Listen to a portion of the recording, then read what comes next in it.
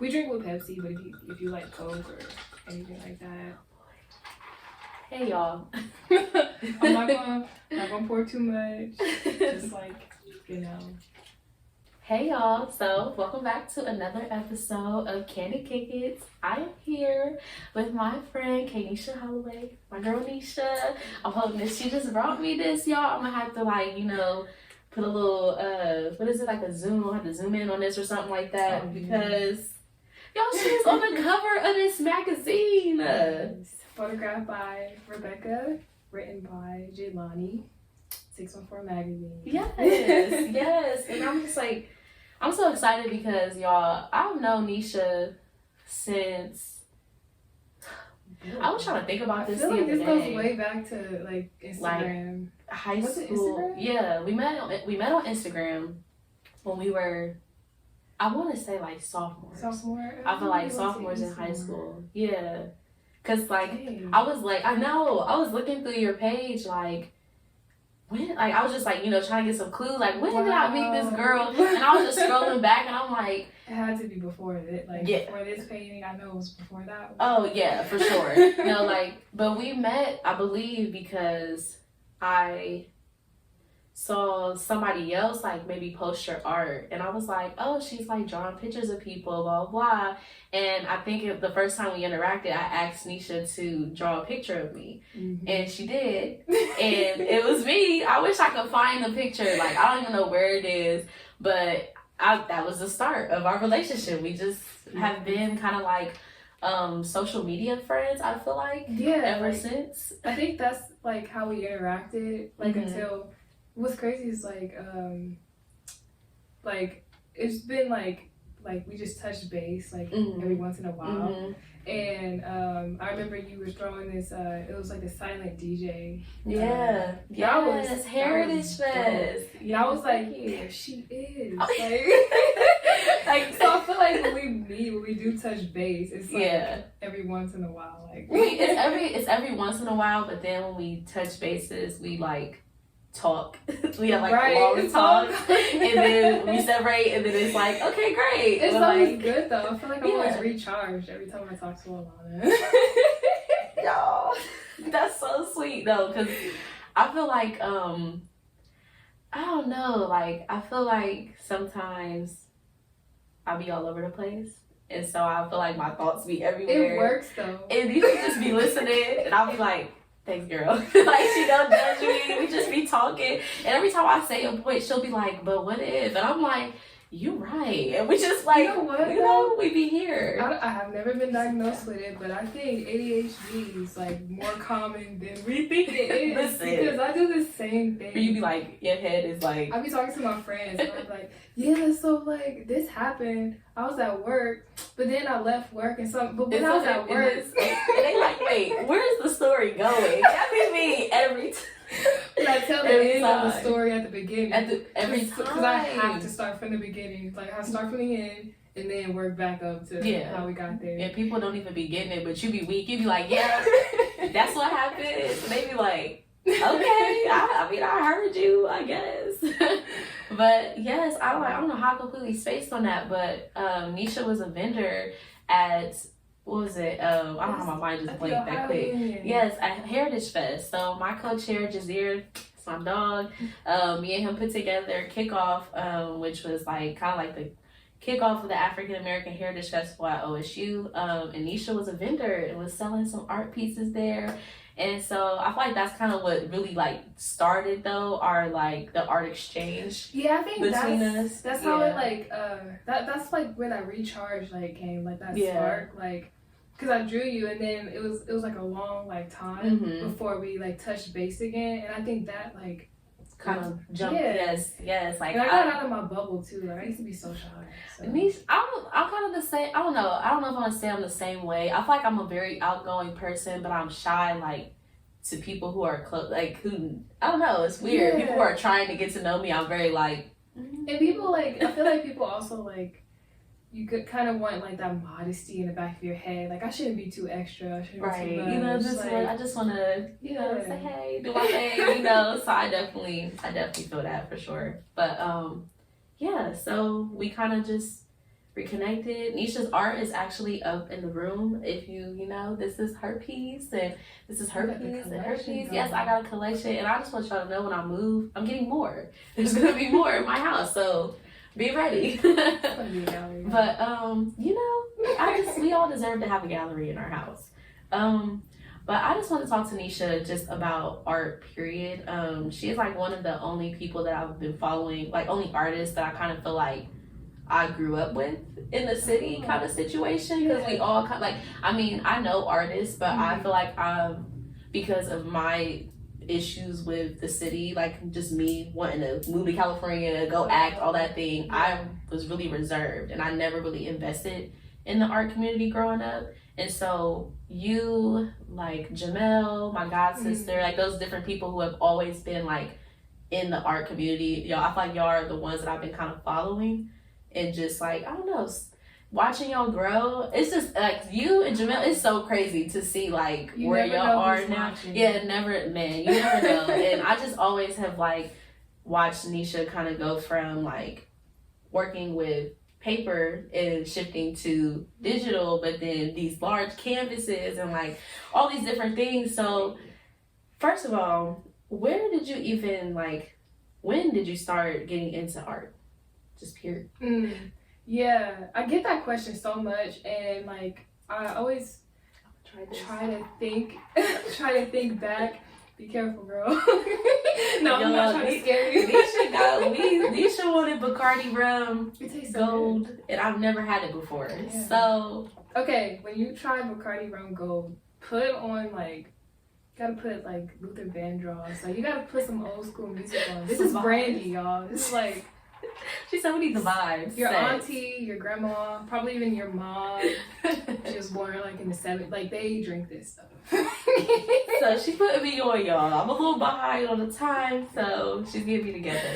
But I didn't mean to interrupt. I just was like, I'm about to try this. I got a little nervous. Okay. Art. Yeah. So when I started drawing before I could write my name, but just like. It's not bad. It's not bad. It's good with Pepsi. Okay. Or like a dark pop.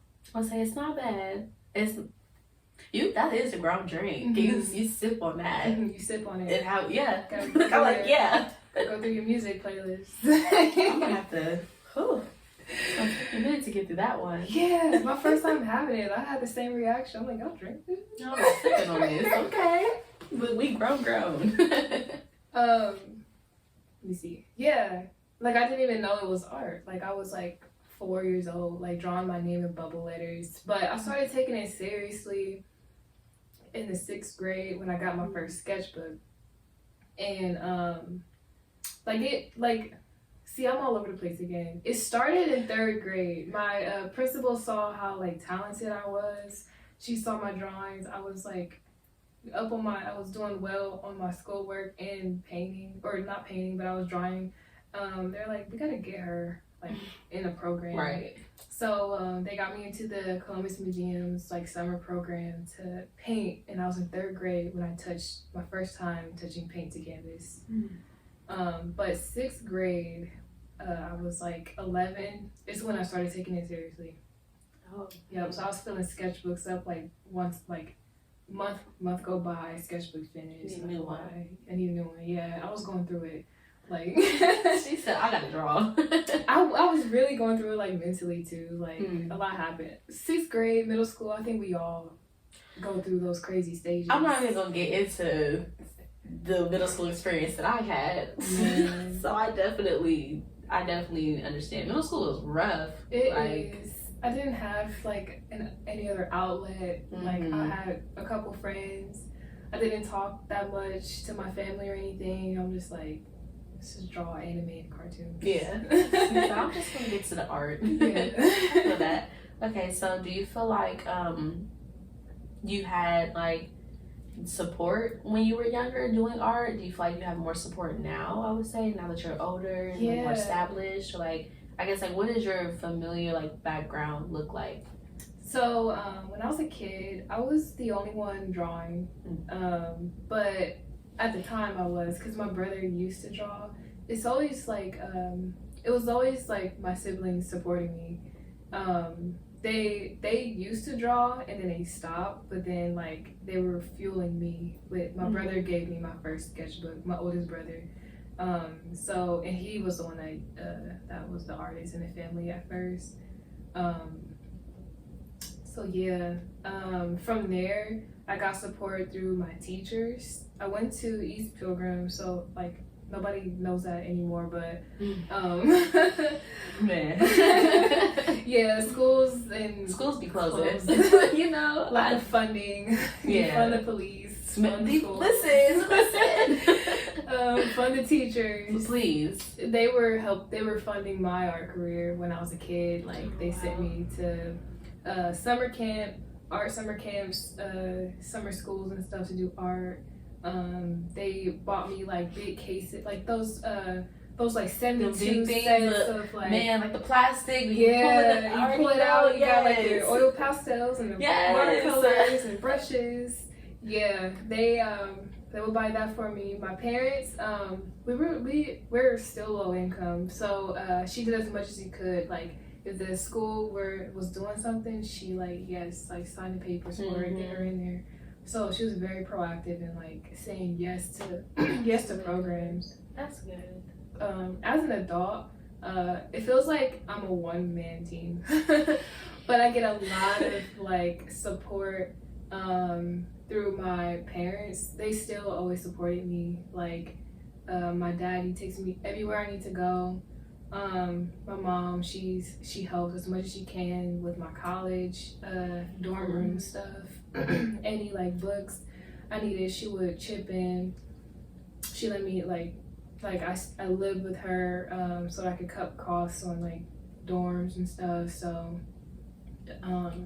it's a lot of support, but it's still like on the back end, it still feels like I have to like reach out and find these opportunities. They're always there to say yes, but I have to like extend. You have to like push yourself to ask for the help versus like the help being like given in a sense. Okay, that's so. Yeah, I feel you on that.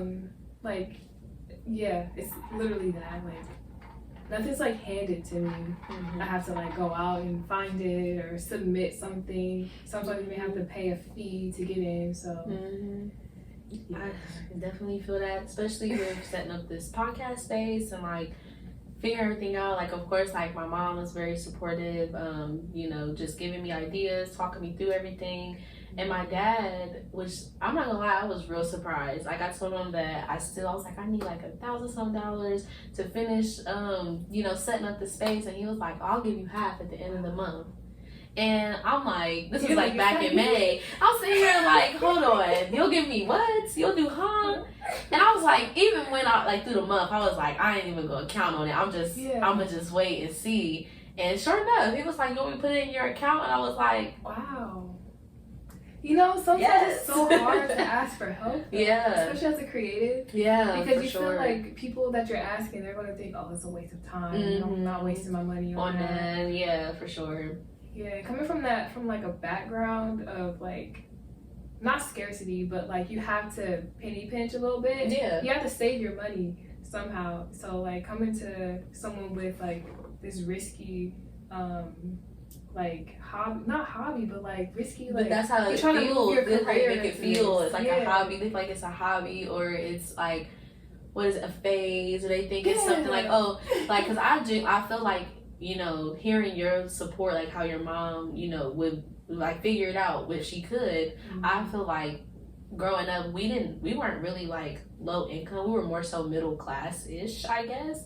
But I even feel like, my mom was always like, do this, do this, do this. But if I was ready to quit something, she would never push me to like stick with it. She wanted to be like, well, if you don't want to do it, then it's fine. Like, we don't have to do it. And I kind of wish that like, because I, took art classes as well when I was a kid. I was very, like, I was in children's theater. I was very, like, involved as a kid. And I kind of feel like if I was pushed a little harder, I would have been a little more, like, I would be a little more evolved as an artist today. But because, like, I was, like, when I was younger, I don't know, I just wanted to chill. I like being outside. I was one of those kind of kids, so I didn't like going to classes when everybody else was out kicking it, you know? So I was very much like, I don't want to do this. I don't want to do this. And I'll sign up and be like, this was fun, but I don't want to do it next year, you know? Room, though. It's good to have that room to, like, figure it out. Because then when you're a kid, like, you have it. Like, you have so much time to quit. Yes.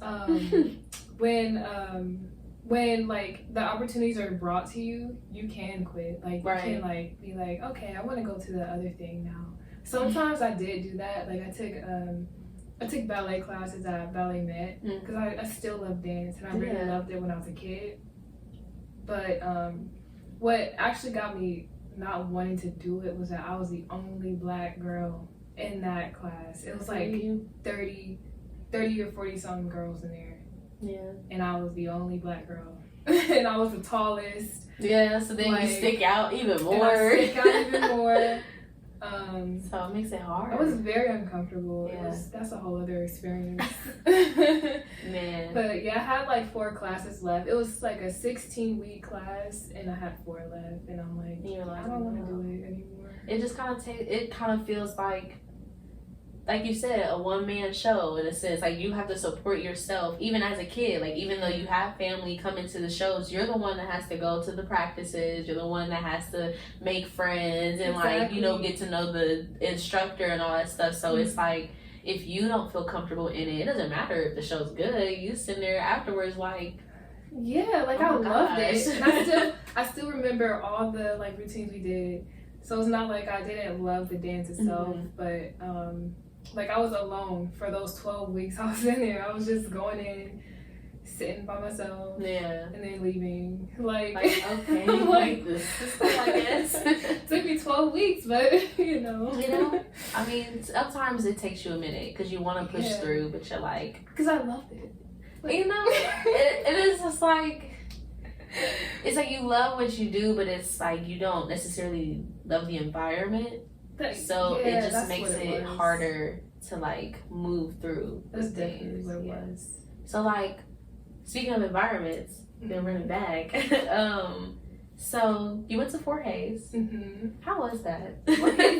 Fort Hayes was like the dream high school, honestly. I feel that. Like, some people will hate their high school career, and I had a blast, man. I didn't have so many friends, I won't say that, but I actually got along with a lot of people. And I think social media helped with that. Because, again, I wasn't shy in high school, but I was very reserved. I had like my small friend group, but there was people that I was very welcome in talking to. Gotcha. And they knew me off of social media because of my artwork. Okay. So it kind of like worked out in your favor. It did, and like that's how I started to talk to people more. And I definitely got out of my bubble in high school. I got in.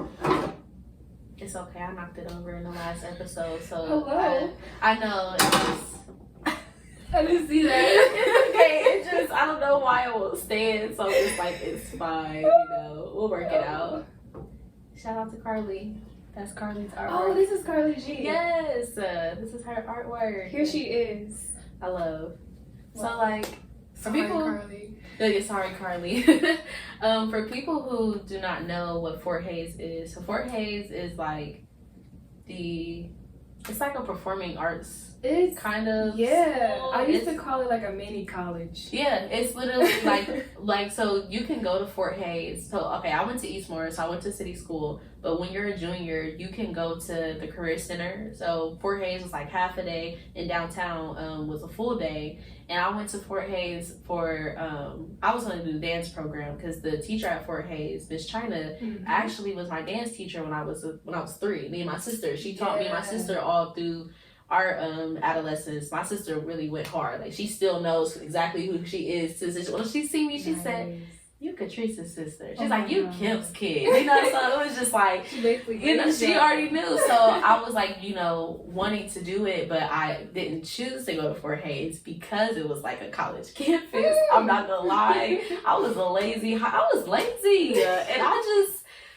I didn't want to. I was like, no, I didn't want to have to do the back and forth. I was like, this is a lot. I'm gonna stick with Eastmore and call it a day. But I think back now and I'm like, dang, like I should have been in China White's dance program. I would have been somebody's I don't know, somebody's dance choreographer out here, video vixen or something. But do you feel like because Fort Hays was like this performing arts school that you were able to kind of like nurture your artistic self and grow and develop more? I believe what you put into something, you definitely get out. Like there's been people who wish they went to a career center, and I tell them like, you know, I mean, they still have a chance to follow that path of the arts. It just wouldn't be at the high school. Like I had the time to develop. I had a job, but like I had like, it's again like it's what you put into it. So I took like dance classes. The first 2 years I was at Fort Hays. Took French for 3 years. Like I was like all into it. Yeah. So you were like, I feel this. I'm like, if they're gonna give me this for free, I don't have to pay for it. Yeah. I'm gonna use it for free. Like I got free art supplies, like free information, free connections, networking. Like I was into it, and I was on social media too. At the time, I had an account that had 6,000 followers. So like I was really like going. So okay, the momentum was there for sure. But it definitely prepared me for like the art world. One thing I will say that Fort Hays, the school, kind of failed me and a lot of other students is college. They and I think a lot of other schools, just city schools period, do this. They kind of baby you for 4 years. Like you have to ask to use the restroom, you have to ask to like do these things, but like they push you to make these adult decisions so quickly. Like you get junior year and senior year to like finally think about college and pick out your college and credits. That's like a whole life. That's a literal like life-changing decision that you only have maybe 2 years to really think about and move through. Like I only had a few years to figure out if I wanted to do dance or not. You know, like am I sure I want to do art? Am I sure I want to do dance? Do I want to just like change path and be a physical therapist? Like, do I just want to do something completely different? They didn't really give me enough time to, or enough like time to be an adult, like resources, or grow into an adult, to become like resources to like move into a career or move into a college career per se. Like if I'm going to school, I need a little more support. Or if I even want to go to school to begin with, like was this your idea? Do I want to go to school? What are the other options if I don't want to go besides the army, like besides the military? Because the military loved coming to Eastmore. That was a big thing. Like we always had like sit downs, like talks with people in the service. And I'm not against it. I feel like if that's what you want to do, then that's what you choose to do. But I also feel like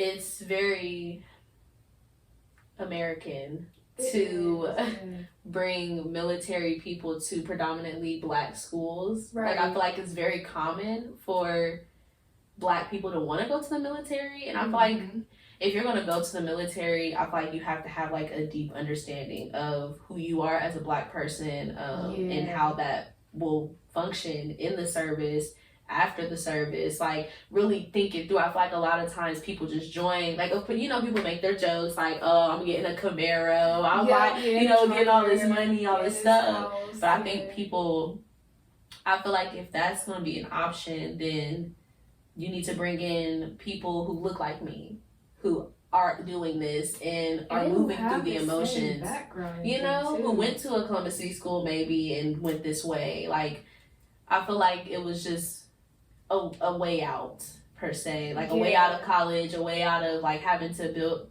not saying that you don't build a career in the service, but it's just a different way to go because there's not enough resources. It's not enough resources for college, so you choose to go to the service, I don't know. So I feel like I think about that too. Like, it seems predatory for the military to go straight to 16 through 18-year-olds. Why aren't they going to like community like centers to recruit people? Or why is it just high schools? Yeah. And it's the same with college. Like, even in college recruiters come to high schools to recruit high schoolers. It makes sense because it's so normalized, but they're not going to these community centers or like even like juvenile centers to like talk to these students about other options. Kids. Like, you still have a future. You still haven't thought about it that way. Like, it's weird. Like, I start questioning a whole bunch of stuff. Like, why wasn't I prepared more for if I wanted to go to college or not? Did someone just put this in my head? Like, did I just tell me that I was supposed to go to college? Right. Like, nobody's in my family went to college at the time. Like, through my, before high school. Like, nobody went to college. My sisters went when I was in, like, 9th grade. But, like, it wasn't, like, something that I was born into. So, it's not like I didn't have that information handy. Like, okay, college, career. Like, it was just, like, school, then college, and then, I guess. like, I'll have a career? Is that how that works? Like, is that how this all works? And, like, I know you were saying that, like, you feel like high school is as far as just, like, with the, having to actually go to the bathroom, like, having to, those certain responsibilities. I actually had a lot of that in middle school, like, walking in lines, having to ask to do a lot of different things. And because I had that in middle school, I feel like it was normal for me in high school, like, to have to ask for certain things. But I knew that, like, what I was doing in middle school, high schoolers weren't doing, as far as, like, walking in lines or having to wait, you know, can't really leave your space. Like, you don't have as much flexibility. And so I feel like I had a lot more freedom. Like, it felt like it was a lot more freeing in high school because middle school felt so, like, boxed in a sense. So I never even really thought about, like, high school feeling like a box in a way. Like, you know, not being able to, I guess, like, not being able to make your own decisions. Like, I feel like even in college, you really don't get to make your own choices. Like, they push you to... They push you and say, like, oh, you can pick your own classes and you can pick your this, that, and the third. But if you really think about it, you get assigned a roommate, you get assigned a dorm, you get assigned a roommate. So you don't even get a choice in where you stay or who you stay with. Your whole freshman year, you have to take GEs that don't apply to anything, to be honest. Like, I'm not even gonna lie. I can think back to a GE that I took, and I don't remember anything from that class, but that this woman's wig was looking real crazy almost every day. That's all I remember. And she had a British accent, but she said she was from Trinidad, but she was also from New Orleans. I don't know. This woman was crazy. And that's all I remember. But it was a biology class.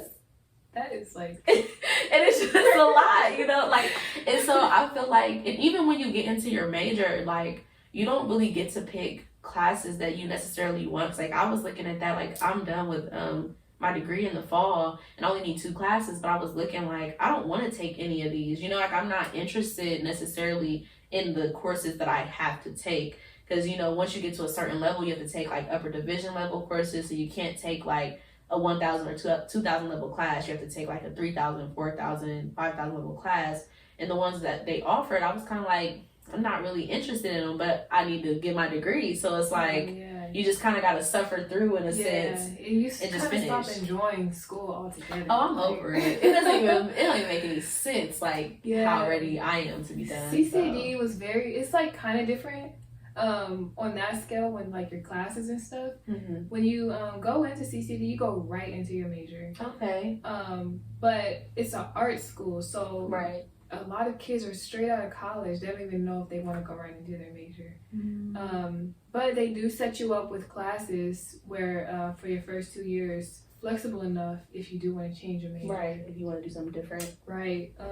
But yeah, when you go straight into your major, I took interior architecture and design. So I took drawing for architecture. I took, everybody has to take, like, the fundamental classes. So you have to take drawing, your computer designing classes. You have to take some kind of rendering class. So we had to do that. But you definitely get into, like, your history classes and stuff. So And then like the last 2 years is where it gets more flexible, where you choose your classes. First 2 is like math, science. You got to get that out the way. Right. Last 2, yeah, like I chose art history because I just loved art history. Just this year I took ceramics, but I couldn't finish in person, obviously, because of the pandemic. Okay. So you know. So you have some flexibility in art school, but the downfall is you do go right into your major. Sometimes you don't even know if this is it. Like, do I want to like pursue this anymore? You kind of start to hate it your freshman year, like, because you go right into it. You're like, but I want to do illustration, but I want to do fine art. Yeah, it's like so many options. And you're like, wait, what? I feel that. Exactly. And my experience personally, some of the students were very to themselves. So I wish I got a chance to even explore the fine arts department or their students, just so I could get a taste of what that's like. Okay. So do you feel like going to CCAD was like aided you in your shifts, like in medium? So like I know, so Neisha, I don't know when the shift started happening, but she started with like just paper, like sketchbooks, and then I noticed that she started shifting to like, I don't even like moving like different watercolors and like different like oils and stuff. Like, okay, then I can literally like see it in my head that she started drawing Gucci made with lemons, and I was just like, but it was digital, and she had posted this video, and I'm like, what is she doing? So that was one of my first digital paintings. Okay. On my iPad, and I was not afraid. I was afraid to buy it. Like, this is a lot of money. I better use this the service. most money I ever spent on art besides school.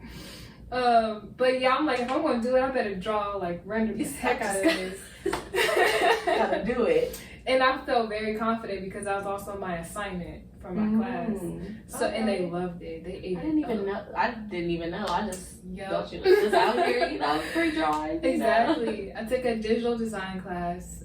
Not digital design. It was like digital illustration class. And I like drew Gucci with lemons and like, here's my portrait, and they loved it. And I wasn't even in illustration. This was an illustration elective I took as a design major, and I got to put my hand in a lot of like different things in college because I just didn't care. I'm like, so let's try it all. Yeah, why not? I had that same attitude as a kid, and I think I still have that same attitude as an adult. Like, I still want to try it all, even though I do this. I call myself an artist and designer, but I'm like, I'm a content creator. Yeah, I'm a content creator. Yeah. I'm a creator. I'm a maker. I'm a doer. Yes. I'm an overthinker. Same. So, yeah, and I embrace that part of myself. Some people might not embrace that within me, like, she talked too much or she don't talk enough. So, but I'm always thinking, doing, trying things, and I encourage that for people, a lot of other people. So, with like always wanting to dip and dab, like, is that how you got into modeling as well? Yep. Neisha models too, y'all. I was like, hold on, wait, because first of all, let me get this. Neisha models, y'all. Okay, like, I'm definitely gonna have to share some photos for the video, but Neisha is the bomb, and she's so cute. Like, I gotta find my CCAD fashion show magazines. I have 2, I think. But yeah, I got into that my freshman year. I have a story for that, but long story short, I woke up at like 2 a.m., took a walk at Scioto Park, got some, had like this McDonald's frappe when I had McDonald's my freshman year. First time in a long time. I was up for hours, and I had to be up at 7 a.m. to make it to the fashion show tryouts. Got there, nervous as heck. Like, I wore my cute, like, shoes from Forever 21. You was feeling it. Yes. I had my hair out. I'm like, if they're going to accept me, they're going to accept all of me. Yes. Because I don't want to, like, try this without putting my all into it, who I am. And I'm like, if I get into it, if I get into modeling like this, and I can do anything. Got in it and tried out all 4 years. before modeling. Loved it. Still love it. Still want to do it. Yeah. So and I was received really well. Like I made friends. My good friend Drea, she's like a model like veteran. She's really good. She's been doing it since she was a kid, and she's inspired me to continue doing it because she's a beast. I love your spirit because I feel like we're like on opposite sides of the spectrum right now. Yo. Because I'm very much like I'm very like how you say you want to do it all and you just do it. Yeah. I want to do it all and I think about it. I just be like, okay, so where we going? I want to do this, but I don't know. I'm gonna give it to somebody else. And like I also feel like I'm coming into this space of like I love creating content, but I'm realizing that I don't want to be the person to necessarily carry out the content, if that makes sense. So like I'm cool with being a developer, but I don't necessarily want to be the what's the word? In front of the more so like in production spaces, I guess. Like in writers' rooms or like even for this podcast, y'all, I was like, she had everything set up. Everything was nicely set up. Came in, I immediately saw that, and I'm like, she's so organized. Oh, thanks. Like I feel like you're a great. You organized the Ohio Union event. Like I think what you're doing is great, and stop thinking about it. I know. Like I feel like I've just always been an overthinker. I've always been very like in my head, and so it's just very. I think I'm one of those people who, and I feel like we all are like this, low key. Where I'm like, I don't care what people think, but then deep down, I'm like, I hope nobody gives me 1 star. What's so crazy about that is, I feel like that's our egos talking. Man, nobody cares about what you're doing. For real though, like in a good way. Nobody cares.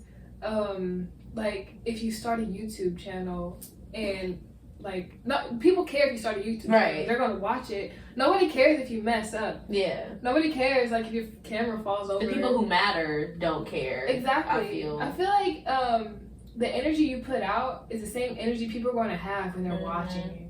Like if you feel good about your podcast or about the events you throw, people are going to feel good being there watching. Yeah, you're gonna feel that energy like radiate. Yeah.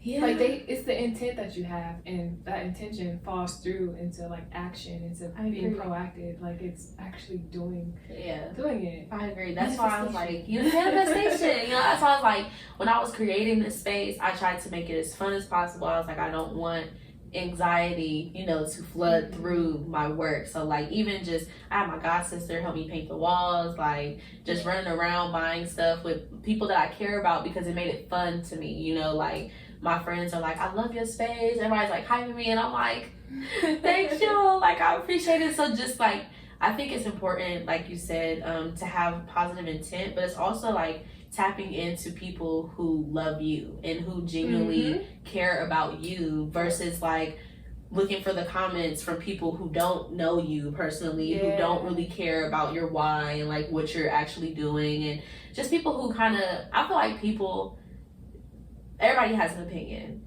Yeah. And you just need to be selective about the opinions that you care about. So that's what I'm learning, especially like in this space and stepping into my content creator space, because I was never like, I was always like ensemble. I was always like, I'll do stage crew. I'll do, very much just behind the scenes. So this is like, hearing you say this and then, actually stepping into that light, it's like very encouraging. It's scary. It's very like, as heck, man. Like it's only scary. I think part of it, the fear comes from like caring about it so much. You care about it so much, so you want it to be good, and it's scary. And then the other fear comes from anxiety and like you beating yourself up. Yeah, like you are your biggest hater, man. Nobody's hating on you. It's you. It's you. Like So and again, it's like it's what you put into it. So if you don't let that hater in the back of your mind, if you give that hater a name, it you can identify it and you can choose to ignore it. It's like people, you know what I mean? It's the same people in your life, and you be like, you know what? I don't like John Smith. Like he's always talking trash about me. And so you choose to ignore him or you choose to stunt on him. And you do better either way. You know? So if you give that fear, that anxiety a name, you'd be like, I'm about to stun on John Smith about to stunt on him. Yeah. Like you make it more tangible to deal with. Got you. So instead of it being like this idea or scary thing, it becomes like a piece of lint on the ground. Like it's no longer like it's not gonna hurt you. Okay. So like in that, like finding, I guess, having that confidence, how has it been moving through the Black art community in Columbus? It took me a while to even build this confidence, and it's the same thing. Like I had to give my fear a name, and I still like hide behind my covers with the fear. Like it's still, I still beat myself up. I'm still my biggest hater. It's still hard to get out of bed and show up to be myself, show up for myself. But then I think about myself, and then I become real, and I'm like, but I care about my future. I care about my future kids. I care about my family, my nieces and nephews. I do it for them. Like, I want to be in my my family's life, and so I can't do it from under the covers. So I did that confidence thing is a tug of war. I still like, it's not an end all be all like fixed thing. It's a practice. It's a daily practice that you have to attend to. But being out there and like painting the murals, like I no longer think about that stuff. I no longer think about the fear in my head, like, because I don't have time to. Like, he said, I got stuff to do. Yeah, but exactly. Like when people talk to me, I like that they're like, they see the art that I'm doing, because now I get to focus on the art and them. Like, I don't give those hater thoughts in the back of my mind a chance to be heard. Because it's not existent in that. Like it's just too much going on to even be worried about you. Right. To be worried about the fear back here, John Smith. Go on. John Smith, who? Go on somewhere. Yeah, and just being out there, I want to inspire my family, my community to just shut that thing off and actually do something. Because when you're doing it, you don't even think about it. And if you do think about it, you're probably saying, like, I'm not even in that space. Yeah, like it doesn't even matter. Like, I'm already in it, so it doesn't even matter if I'm afraid, because I'm here now. I'm already on a stage. Like, I can no longer be afraid now. Yeah. Like we are in the moment. In the moment, yeah. So with that, like, just being in the moment, ooh, we were doing good. I know, slipped up here on my question. Yeah, like because I forgot my question. So, do you feel like embracing the moment has like made you feel like freer as an artist versus like, because I feel like sometimes when it's like writer's block, when you go to write different things and you feel like you just can't get it out, like, do you feel like embracing this like fear, this idea of fear or whatever, and not letting that hold you back, do you feel like that's allowed you to be more open as an artist? Yeah, so I want to answer this like with like two answers. I guess. The first answer is like you mentioned writer's block. I don't consider myself a writer, but I write just like I sketch. Like I sketch all the time. I fill up sketchbooks. I also fill up writing journals, and those are private. Like I don't show anybody those, and I don't feel judged. I don't feel like I have writer's block when I write about like my feelings. It's so free. But when I paint and stuff, sometimes I do be like, oh man, something's messed up here. Oh no, I can't like do that. And when I compare the two, one is more private and the other is for show, and I'm thinking, what is my intention in doing this? Because like I feel more free when I write, and then when I paint, I do feel free, but I also feel like I'm holding that same fear. It's a fear, like I'm gonna mess up or this ain't right. So I think the artist block and the writer's block definitely starts with your intention and that fear that's in John Smith telling you, like, you don't mess up. Write what you're gonna write about. Write about all the things. Write about everything. Do everything at one time. At once. And you're like, I can't overwhelm myself. We're just gonna do one thing at a time. And And sometimes it's like, sometimes the paintings are trash. But I still, what I'm trying to like get out of is still posting it, because I don't want to post the finished painting and it be that. I want to post like where I messed up in that painting. Like I'm starting to do that way more often. I'm starting to like post, all right, it turned out like this and it looks nothing like the finished piece, but here it is anyway. Yeah, kind of like posting the actual process, and you kind of. So I feel like that kind of brings a sense of like authenticity to your work, like a sense of realness. If that's a good word, because I feel like social media. When you go on social media, you see like people traveling, people dressed up, people. I mean, you haven't seen that lately, for real, because of quarantine. But like, you know, people only show what they want to show on social media. So of course, like, you could do a painting and it could be like you're halfway through, and you're like, this is shitty.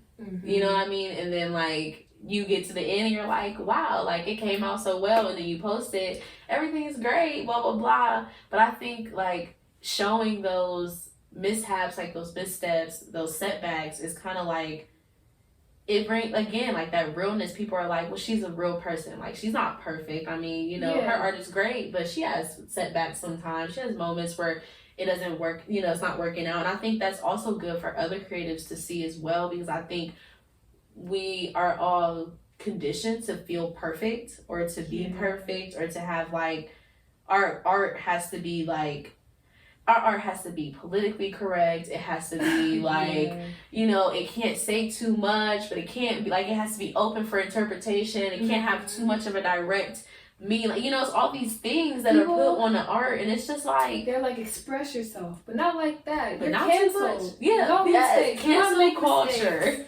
Right, like you can't make mistakes. You can't like put the, like, I don't know, what's the C word on like something because it's offensive to this person. You're like, but I also identify as that. Like I saw this video of this girl saying that she's a slut, and the guy was like, oh, you're a slut. This video. Like, you have sex a lot? She's like, no, I'm actually a virgin. She's like, so you're not a slut? She's like, I am a slut. Like, she's breaking those boundaries. She's so flexible in like the time space that she's in. Right. Like, she could be this and that and not that at the same time, because she makes the rules. Exactly. We make our own rules. She does. And with perfection and being perfect, especially on Instagram, because it's so visual. Oh, yeah. And a lot of us are visual learners. Or like, we just consume visual things like daily. Yeah. And it's a good point you mentioned that people were posting before pandemic. People were posting their travel photos and like them dressed up and real nice. And now people are just at home in their lounge. People aren't posting anything. You don't even see people like. You start to see who's really living that life. Yeah, because there's still people posting their travel and travel going around. And they're actually, that's probably their actual job. They're actually getting paid to do that. They're not just like out here because someone flew them out. Flew them out. Some people probably actually live on the resort, so they live that life. And then other people are just flexing because they want to. So when you have like that veil taken away from you, you start to see like, oh, that's not even like, I was stressing over being perfect when they're not even perfect themselves, man.